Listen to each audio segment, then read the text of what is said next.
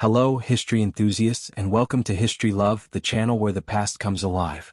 Here we dive deep into the fascinating stories, pivotal events, and remarkable figures that have shaped our world. So, sit back, relax, and join us as we journey through time and bring history to life. The origins of Singapore, a tale of conquest, legend, and the sea. Long before the skyscrapers and dazzling lights, before the bustling streets and modern skyline, Singapore was a land shrouded in mystery. A place of fishermen, pirates, and empire outposts.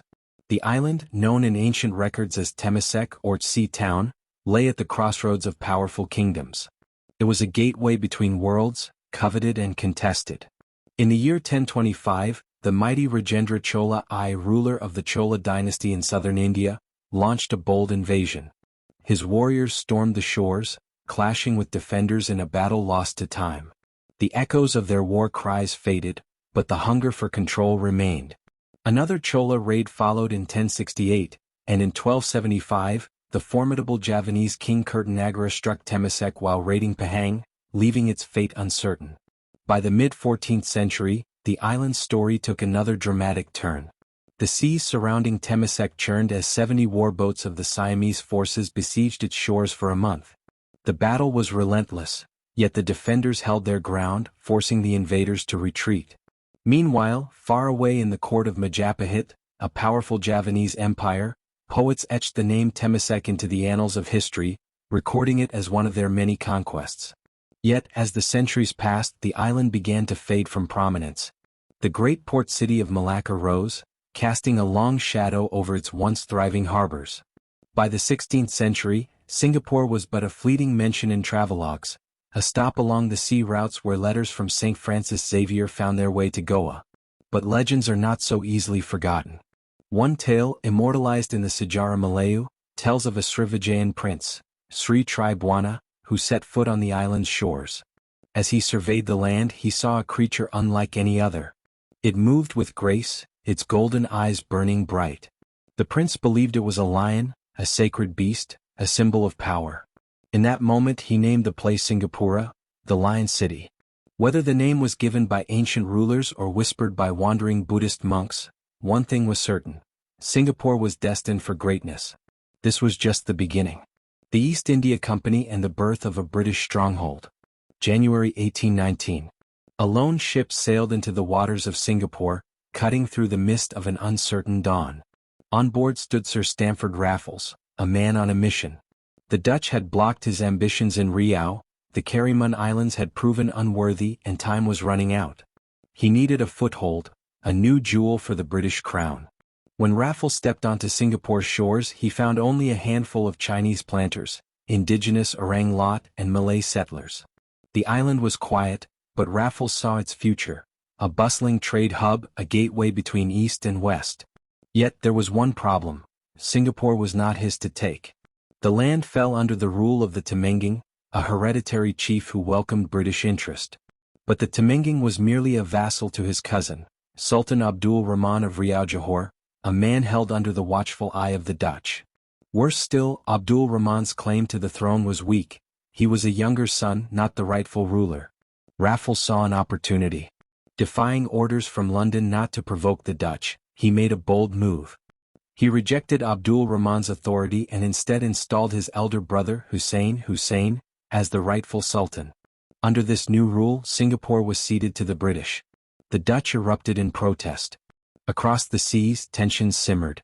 The British East India Company's directors in London condemned Raffles' actions, but no one moved against him. The gamble had paid off. By 1824, an Anglo-Dutch treaty sealed Singapore's fate. It would remain British. In August, the entire island was officially purchased for the British crown, setting the stage for what was to come. Within 2 years, Singapore joined Penang and Malacca to form the Straits Settlements, an outpost of British India. By 1832, Singapore rose as its capital. And with that, an empire began to take shape. The rise of a global port. But even as Singapore flourished, shadows loomed on the horizon. In 1842, a new rival emerged, Hong Kong, developed by the British as a competing port. Soon, the French occupation of Vietnam saw the rise of Saigon and Haiphong as powerful trading hubs. The Dutch, too, expanded their reach, strengthening their ports in the East Indies, modern-day Indonesia. For a time, Singapore seemed threatened. Would it be left behind? Then, in 1869, a miracle happened. The Suez Canal opened. With it came steamships, cutting weeks off the voyage between Europe and Asia. Singapore was no longer just another trading post. It was now an essential pit stop in global commerce. British engineers built 3 miles (5 kilometers) of wharves at Tanjong Pagar, transforming it into a maritime powerhouse. By 1921, Singapore had outgrown its colonial past. A naval base was built, signaling its new role, not just as a commercial titan but as a strategic fortress. The West's insatiable demand for tin and rubber fueled its rise, making it one of the greatest ports in the world. After World War I, Britain knew Singapore's importance had reached a new level. With the Anglo-Japanese alliance dissolved, the empire took no chances. Plans were drawn, funds allocated. Singapore would not just be a port, but a bastion of British power in Asia. Little did they know a storm was coming. And Singapore's greatest test was yet to come. Singapore's trial by fire, war, independence, and a nation forged. World War II, the fall of an empire. December 1941. The world was at war, and the storm had arrived at Singapore's doorstep. In the dead of night, Japanese forces landed in northern Malaya and southern Thailand, moving with terrifying speed. The British, once the undisputed masters of the region, were caught off guard. Japanese warplanes ruled the skies, their navy dominated the seas, and by January 1942, the invaders had reached the edge of Singapore Island.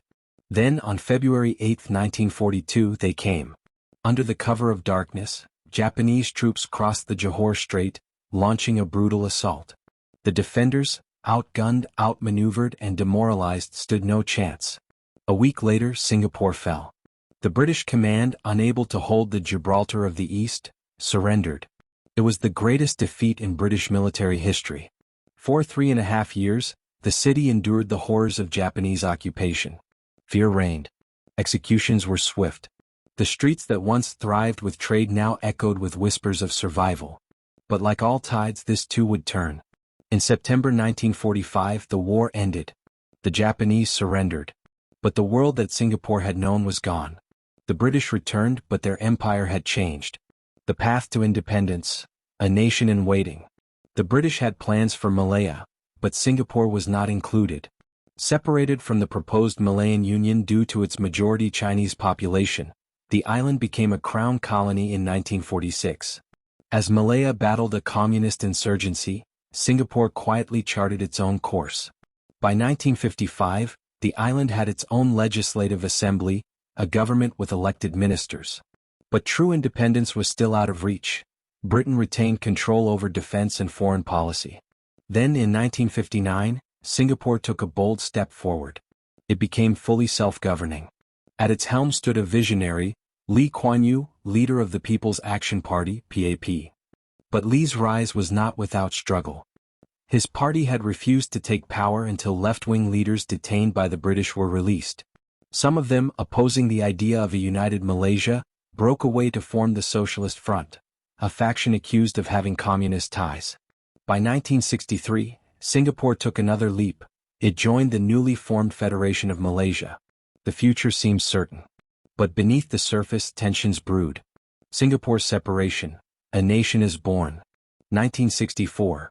The dream of Malaysia was turning into a nightmare. Ethnic tensions flared, fueled by political clashes between Singapore's PAP and Malaysia's central government. Meanwhile, Indonesia opposed Malaysia's formation, launching a campaign of sabotage known as konfrontasi, military and economic confrontation. By 1965, the breaking point had been reached. On August 9, 1965, something unprecedented happened. Singapore was expelled from Malaysia. What was meant to be a lasting union had crumbled. The island, once part of a larger entity, now stood alone. Lee Kuan Yew, the man who had fought for unity, wept on live television as he announced Singapore's independence. The young nation faced a daunting reality: no natural resources, no army, no allies. But against all odds, Singapore would rise. The making of a global powerhouse. With Britain's 1968 decision to withdraw all military forces from East and Southeast Asia by 1971, Singapore had no choice but to fend for itself. The PAP, unchallenged in power, saw this as a moment of reinvention. They turned Singapore into a fortress of trade, finance, and industry. Factories replaced colonial warehouses. High-tech industries emerged. Education flourished. In 1967, the country became a founding member of ASEAN, cementing its role in regional diplomacy. By the 1980s, Singapore was no longer just surviving, it was thriving. A city once under foreign rule now dictated its own destiny. But with prosperity came new challenges. As the PAP's dominance continued, opposition parties began gaining ground.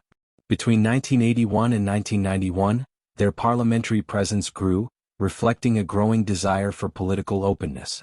Yet, through it all, Singapore remained a beacon of stability, ambition, and resilience. A tiny island had transformed into an economic titan. A city once conquered had become a nation that could never be ignored. And its story was far from over. Singapore's modern era, legacy, leadership, and global influence. 1990s, a new leader, a familiar legacy. As Lee Kuan Yew stepped down from the Prime Minister's office in 1990, he did not fade into the background. Instead, he became Singapore's senior minister, a powerful force behind the scenes. His successor, Goh Chok Tong, had served as deputy prime minister for years, ensuring a smooth transition. Under Goh's leadership, Singapore flourished, but not without challenges. The Asian financial crisis of the late 1990s shook the region, sending economies into free fall. Singapore was not spared, yet it recovered swiftly, powered by its manufacturing and financial sectors. Meanwhile, political control remained firmly in the hands of the People's Action Party, PAP. Though opposition parties gained 4 seats in 1991, their numbers dwindled in the following elections. The government allowed a small but growing opposition presence, yet the PAP's dominance was unshaken. By the early 2000s, another transition was quietly taking shape, one that was decades in the making. 2004, the rise of Lee Hsien Loong. In August 2004, Singapore's leadership passed to a new generation. Lee Hsien Loong, the eldest son of Lee Kuan Yew, became prime minister. His rise had long been anticipated. He had been deputy prime minister since 1990 and was seen as the natural successor. But even as he took power, his predecessors remained close. Goh Chok Tong became the new senior minister, and Lee Kuan Yew assumed the role of minister-mentor. The old guard still watched over the island nation. Lee Hsien Loong led Singapore through another period of economic expansion, but in 2008 the global financial crisis struck. The economy faltered, yet once again Singapore adapted. By 2010, a major recovery was underway. Tourism surged and the opening of 2 massive integrated resorts, which included casinos, injected new life into the economy. Politically, Lee seemed more open than his predecessors, relaxing certain restrictions on expression. However, like his father before him, he used libel laws to silence critics, drawing international scrutiny and domestic frustration. Then came a surprise. 2011, a political wake-up call. For decades, Singapore's elections had been predictable. The PAP always dominated. But in 2011 something shifted. The opposition won 6 parliamentary seats, their strongest performance in history. And in the presidential election, PAP-backed candidate Tony Tan barely scraped by, winning by the slimmest of margins. Singapore's people were sending a message. In response, the government took a rare step. It listened.